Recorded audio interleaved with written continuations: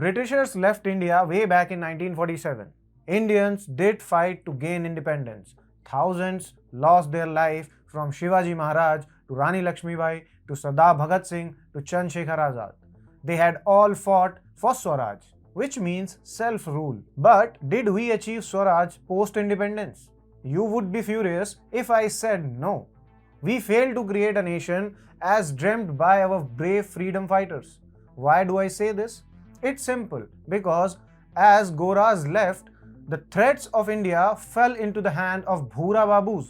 Now, the country was not being run by white imperialists but by Indians who wore suit and tie, spoke British English, and probably ate with fork and knife. Now you may ask, is there any problem in appreciating other cultures or accepting them? No, definitely not. The problem arrives when our own traditional beliefs, practices, and cultures are belittled by our own. Who suffered the most? The traditional Indians, the Hindus. Slowly, it became a practice, else what justification do you have for India being referred as a country of snake charmers? This is called ideological subversion.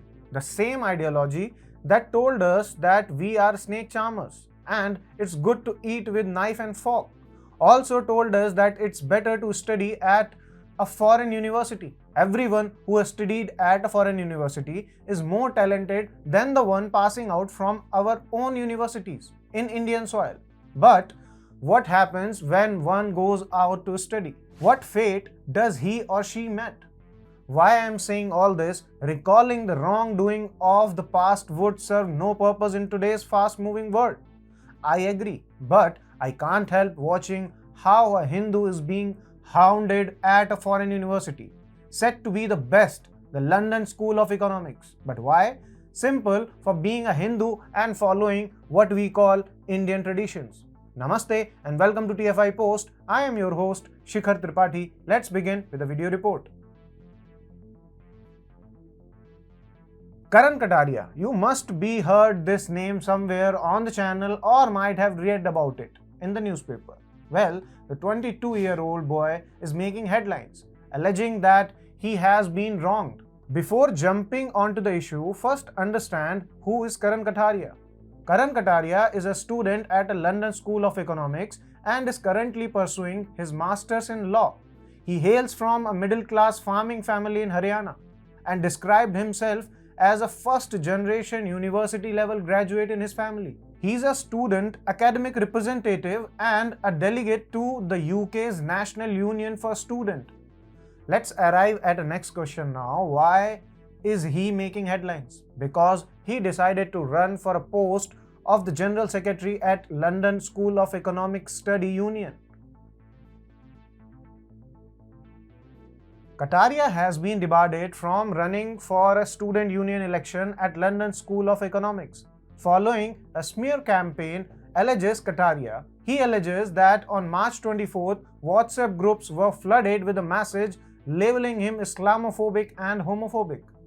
Kataria says, even after being a man of color, I was tagged as a racist, even a Hindu nationalist, just because I am proud of my culture, heritage, ethos and philosophy and where it come from. You can't call a student a Hindu nationalist. He also alleged that unnamed individuals ran a smear campaign against his ambition to become LSU's next General Secretary, upon whom he says that some could not see an Indian Hindu leading the General Secretary of the LSE Student Union. Resorted to vilifying my character and very identity in what was clear in line with the alarming cancel culture which is uprooting our social communities. Kataria also slammed the LSESU, stating that instead of punishing those responsible for alleged smear campaign against him, the student body cancelled his candidature without providing any proof or evidence of the allegation against me. As per first post, there happens to be a Rahul Gandhi connection with what has transpired at the London School of Economics. Yes, that can be guessed from a title itself. A devout Hindu is being targeted and abused on the direction of Bengali Atheist professor. But who is the professor and from where Rahul Gandhi has a link into the matter? Let me explain. Reports suggest that the campaign launched against Kataria that led to him being debarred from the election was stretched by Professor Mukulika Banerjee, associated with the Anthropology Department of London School of Economics and Political Science, and who happens to be the inaugural director of the LSE South Asia Center. She is believed to be the voice behind Muslim under threat in India, rhetoric in the Western press, and is supposed to be very influential in the academic and policy circle in London.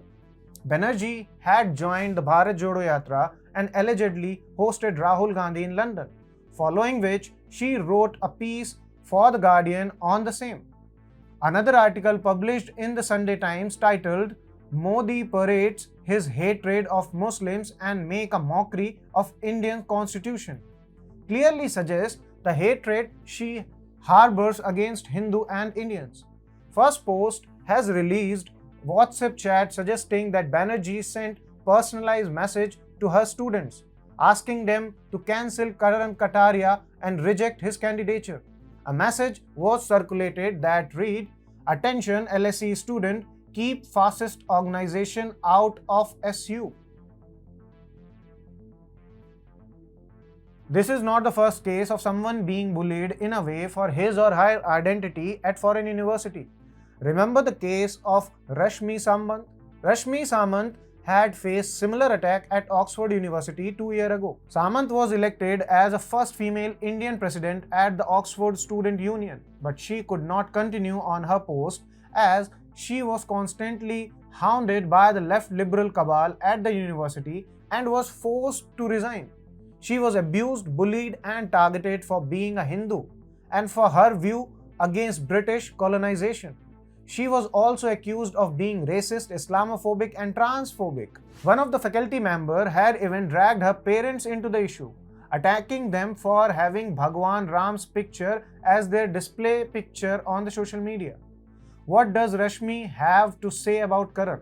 She says that when she was bullied, she prayed that it should never happen to any other Hindu on the campus, adding that the story of Karan is absolutely heartbreaking. Her tweet is worth reading. She says, "It brings back the simmering issue of deep-rooted Hindu phobia, not just in the UK, but on campuses and in academia across the world, which under the guise of liberty curtails the right of historically persecuted community like the Hindus. It is not Karan's fault that he aspired to be a leader. He has every right to be one. Being Hindu does not make him less worthy of taking charge and creating change on the platform of his choice. LSE, we demand transparency." We end up on that note that hope that no other Hindu or say Indians has to face the same bully that Rashmi and Karan had to face. But just hoping won't help. Go back and check if you are also a victim of ideological subversion. Check if you are also belittled your culture and prefer to go the West way. If you do, this is a red flag. Stop ASAP.